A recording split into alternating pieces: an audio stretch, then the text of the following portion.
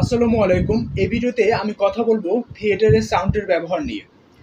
দেখুন, সাউন্ড বলতে শুধুমাত্র আমাদের সংলাপের মধ্যে সীমাবদ্ধ নয়। অর্থাৎ একজন অভিনেতার যে সংলাপ অভিনেতা দাঁড়িয়ে দেন বা চরিত্রকে ফুটিয়ে তোলার জন্য যে সংলাপ দিয়ে থাকেন বা ডেলিভার করে থাকেন, শুধুমাত্র এই সংলাপ নয়, এর বাহিরেও কিন্তু সাউন্ড ডিজাইন বিশেষভাবে একটা নাটকে ভূমিকা পালন করে, বিশেষ ভূমিকা পালন করে। ধরুন কোনো একটা সিনে বৃষ্টির শব্দের প্রয়োজন, বা হচ্ছে পাখির ডাক, বা হচ্ছে যেকোনো প্রাকৃতিক শব্দ, কিংবা হচ্ছে চরিত্রের মনের মধ্যে যে অবস্থা, এই সব কিছুই কিন্তু চাইলে এখন সাউন্ড ডিজাইনের মাধ্যমে দর্শকদের মধ্যে উপস্থাপন করা সম্ভব। বর্তমান সময়ে কিন্তু অত্যাধুনিক সাউন্ড কার্ড বা হচ্ছে সাউন্ড মিক্সারের যে মেশিনগুলো, এর মাধ্যমে বা হচ্ছে বিভিন্ন সফটওয়্যারের মাধ্যমেও কিন্তু এই সব যে কার্যক্রম, অর্থাৎ বিভিন্ন ব্যাকগ্রাউন্ড সাউন্ড, একদম এক কথায় যদি বলি, সেগুলো কিন্তু উপস্থাপন করা সম্ভব নাটকে, এবং খুব সহজেই কিন্তু এটা করা যায়। এর ফলশ্রুতিতে কিন্তু একজন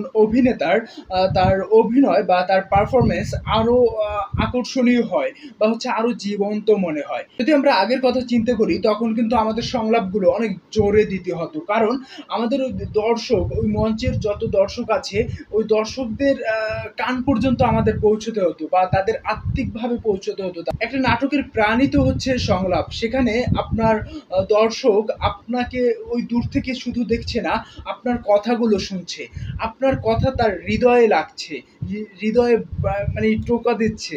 এই যে আত্মিক পর্যন্ত বা হৃদয় পর্যন্ত পৌঁছানো, এটা কিন্তু আপনাকে মুখ দিয়ে করতে হতো।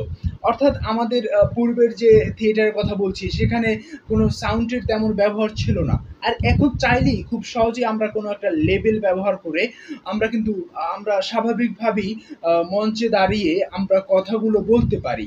সেটা কিন্তু একদম সেই হাজার হাজার লাখ লাখ দর্শকদের মধ্যে কিন্তু সে আমাদের স্বাভাবিক কথাটাই পৌঁছে যেতে পারে।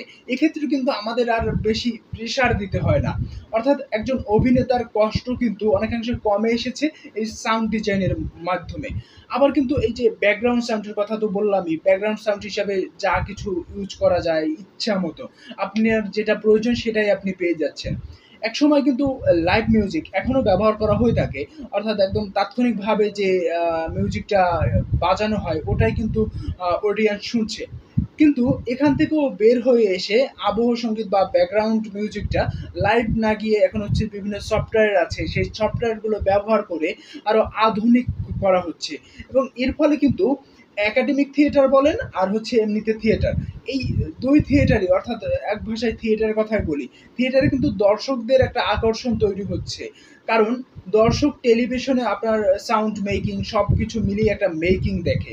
ওখানে কিন্তু দর্শক অভিনেতার অভিনয় দেখে না, ওখানে জাস্ট একটা মেকিং দেখে। অভিনয় দেখে, বাট আমি কিন্তু একটা অন্য অর্থে বলেছি।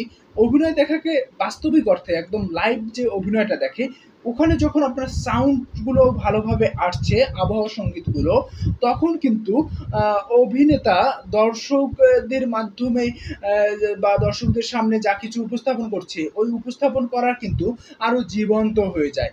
এর ফলশ্রুতিতে দর্শক অভিনেতার অভিনয়টি বা তার পারফরমেন্স আরো মনোযোগ দিয়ে দেখে। এই একটা মনোযোগ তৈরি হয়, বা হচ্ছে একটা আগ্রহ তৈরি হওয়া, এর ফলশ্রুতিতে কিন্তু আমাদের থিয়েটারের দর্শক সংখ্যা বৃদ্ধি পাবে একটা সময়, বা হচ্ছে আরো বাড়বে।